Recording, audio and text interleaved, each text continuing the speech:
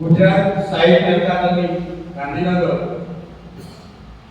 અને જીસીએસ ઉચ્ચતર માધ્યમિક શાળા બાલુસા માતૃભાષા મહોત્સવ 2024 ની કાર્યક્રમ આપણે કરવા જઈ રહ્યા છીએ. મિત્રો, આજે 21મી ફેબ્રુઆરી એટલે માતૃભાષા દિવસ અને આ દિવસે આ શુભ અવસરે આ કાર્યક્રમમાં ઉપસ્થિત આપણા મુખ્ય વક્તા ડોક્ટર યોગેશભાઈ પટેલ સાહેબ, જેઓ આર્ટ્સ કોલેજ સૌરાષ્ટ્રમાં પ્રોફેસર છે. ખૂબ સરસ સંશોધન પણ કરે છે એના વિષયમાં ગુજરાતીમાં, અને એમનું ઉમદા વ્યક્તિત્વ છે એવા સાહેબશ્રીને શાળા પરિવારથી હાર્દિક સ્વાગત છે.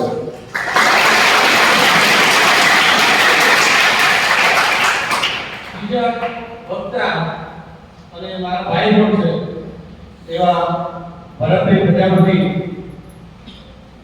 ગુજરાતી પ્રાથમિક શાળા ખોરાસામાં જે શિક્ષક છે એ લગભગ બધા વિષયોમાં એસઆરજી સ્ટેટ રિસર્ચ પર્સનમાં પણ કામગીરી કરે છે અને એમએ ઇંગ્લિશ સાથે પણ કર્યું છે અને એમએ સંસ્કૃત સાથે પણ કર્યું, અને કદાચ સાહેબ આપણા વકીલ સાહેબ પણ એના ગુરુ હશે. અને જે કવિ તરીકે પણ છે, અધીશ તરીકે ઓળખાય છે, કવિતાઓનું સર્જન પણ કરે છે. એમની પ્રાથમિક શાળામાં નાના બાળકોને કવિતાની રચના કઈ રીતે કરવી એ જોડકા બનાવી અને એ શીખવાડે પણ છે.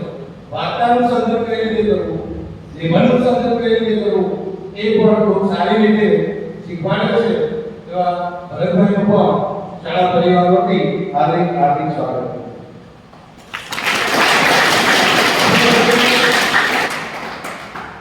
સમારંભના અધ્યક્ષ તરીકે આપણા સર્વોદય કેળવણી મંડળના પ્રોફેસર ડોક્ટર રાકેશભાઈ જોશી સાહેબ, આપણે જે જાણીએ છીએ એ પણ આ સમગ્ર ગુજરાતના આપણા વિસ્તારમાં પણ એક શિક્ષણવિદ તરીકે જેમની નામના છે.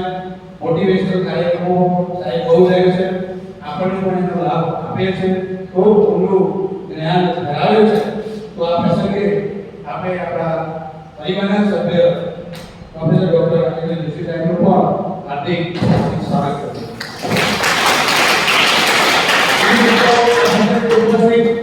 સ્ટાફ મિત્રો તથા વાલા વિદ્યાર્થી ભાઈ બહેનો, તમે પણ અહીંથી જઈ ગઈ સાહેબો દ્વારા ખૂબ જ્ઞાન છે કે જે પીરસે એ આપણા જીવનમાં પણ ઉતારીશું.